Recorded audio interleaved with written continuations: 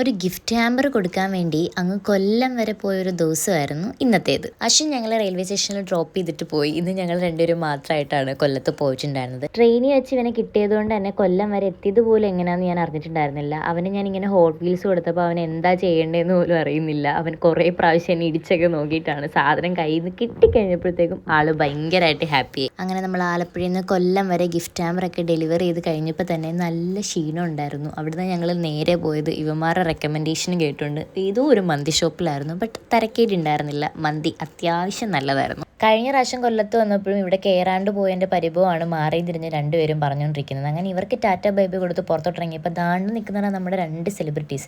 കഴിഞ്ഞ പ്രാവശ്യം വന്നപ്പോൾ ഇവനെ കാണാൻ പറ്റിയിട്ടുണ്ടായിരുന്നില്ല, ഇന്ന് ഇവനെയും കാണാൻ പറ്റി അവനെയും കാണാൻ പറ്റി. അൺഎക്സ്പെക്റ്റഡ് ആയിട്ടാണ് രണ്ടുപേരെയും കണ്ടത്. ഇവിടുന്ന് നമ്മൾ നേരെ പോയത് അപ്പുണ്ണൻ്റെ അടുത്തോട്ടായിരുന്നു. അപ്പുണ്ണൻ മലയ്ക്കൊക്കെ പോയിട്ട് നേരെ എനിക്ക് അവിടെ നിന്ന് അരവണയൊക്കെ ആയിട്ടായിരുന്നു വന്നത്. വിത്ത് ഏതോ ഒരു നല്ലൊരു മിഠായിയും കയ്യിലുണ്ടായിരുന്നു.